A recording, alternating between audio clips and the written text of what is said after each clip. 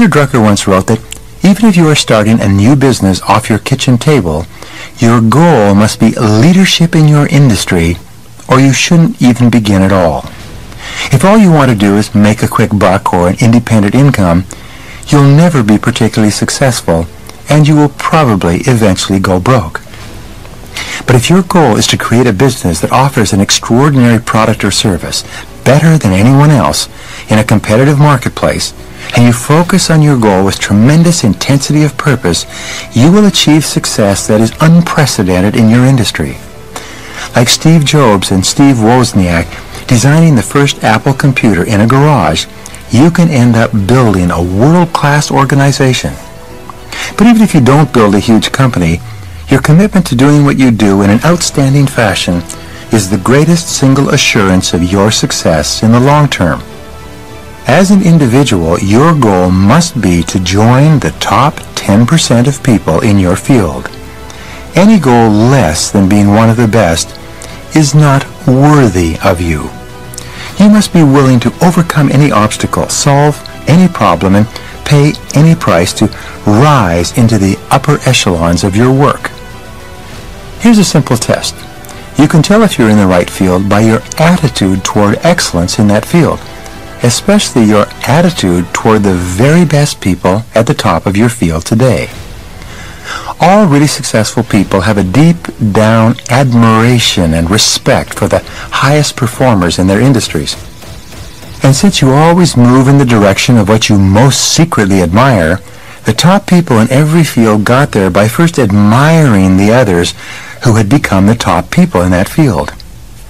However, there are many people working today who don't particularly care about being at the top of their field. They're content to be way back in the pack, like average runners in a marathon race. They don't particularly see themselves as capable of winning, and they don't particularly care. They're more concerned with security than with achievement.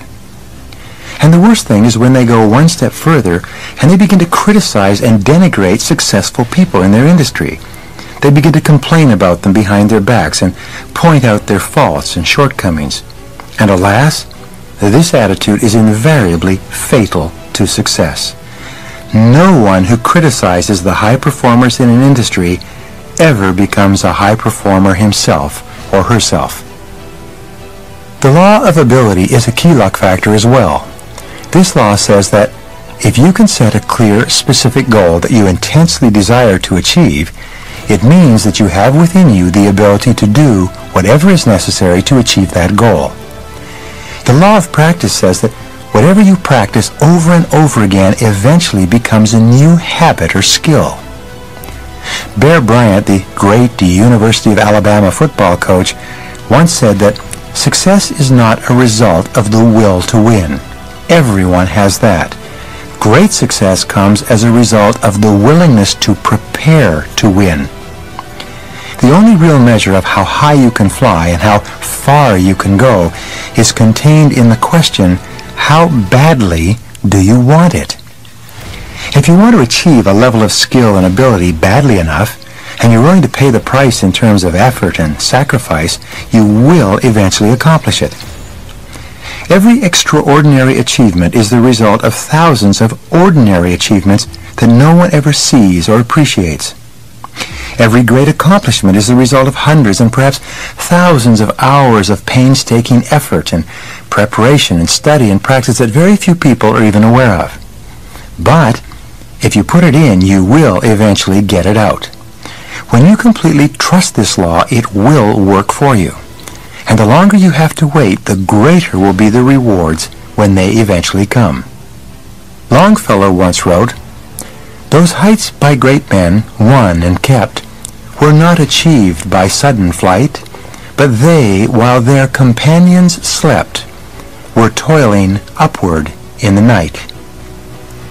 Today we would say that successful people are those who were toiling upward in the night while their companions watched television.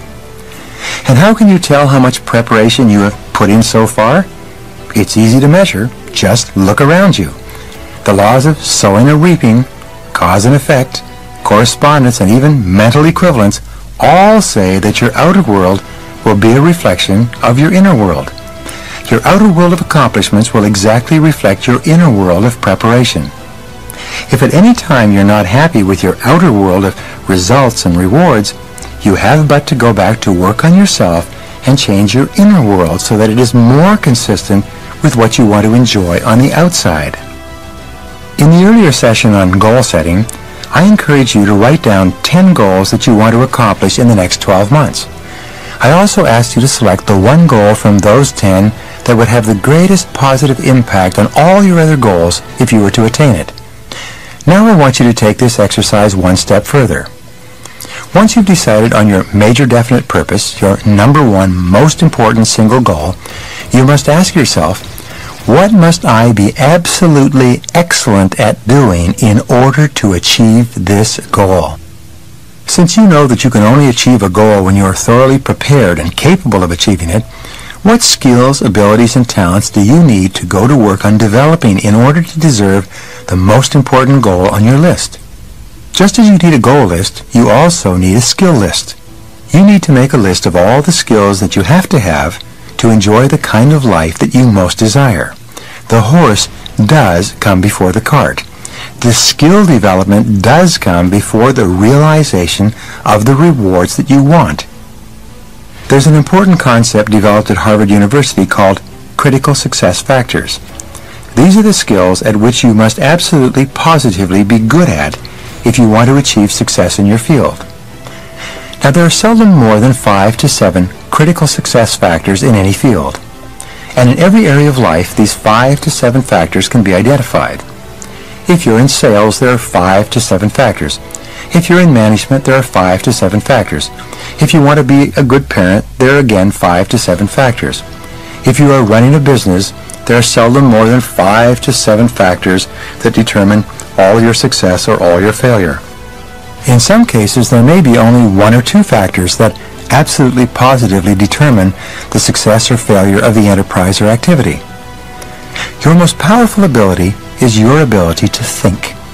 Thomas Edison once wrote that there is no expedient that the average person will not go to avoid the hard labor of thinking.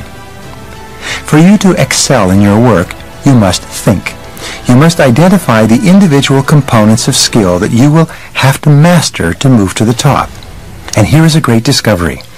Your weakest critical success factor determines the height at which you can use all your other skills. Let me give you a simple example. If you are absolutely excellent in every single part of selling except for prospecting, that weakness in prospecting will set the height of your success and the height of your income in sales. If you're absolutely excellent at every critical success factor except for closing the sale, that one weakness will determine your level of sales and how much money you make. If you're a manager and you're absolutely excellent at every part of your job except delegating, you'll never be particularly successful in your field.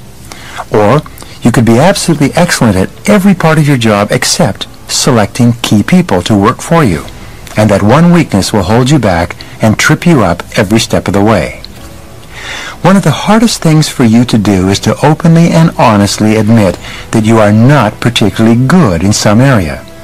And the areas in which you are weak are often areas that you don't particularly like. Because you don't like them, like most salespeople dislike prospecting, you avoid those areas as much as possible. As a result, you get weaker and weaker in those areas. Soon, you begin to engage in all kinds of rationalizations and justifications for your poor performance in that area. You blame the marketplace, the products and services, the management, the advertising, and the competition. If you're not careful, you'll end up blaming every other force around you except for yourself and your own low-level ability in that particular skill. What one skill, if you developed it and did it consistently in an excellent fashion, would have the greatest positive impact on your career? You probably know the answer to that question as soon as you hear it. What one skill, if you did it in an excellent fashion, would have the greatest positive impact on your career? What is it for you? If you don't know for sure, go and ask other people around you. Remember, feedback is the breakfast of champions. It's virtually impossible for you to get better without getting honest, candid feedback from others who can view your performance from the outside and tell you what they see. If you're in sales, ask your sales manager if there's any skill area where you're weak. Have your sales manager or someone else come out with you on sales calls and sit there quietly to observe you in action. Remember, we cannot see ourselves anywhere near as clearly as other people can see us. We have to be willing to open ourselves up to constructive criticism if we want to grow. Most of us have blind spots that make us impervious to our own weaknesses. Sometimes someone will point out a weakness that we have and we'll argue angrily with them. We will declare that it's not so. We will insist that we're already good in that area, or at least better than someone else. But this is not for you. Your goal is to invite constructive feedback so that you can get better and better and better. Your goal is to be the best, no matter what the price, especially if the price involves your ego or your pride. Don't let vanity or fragile self-esteem stand in the way of your learning what you need to know to move ahead in your life.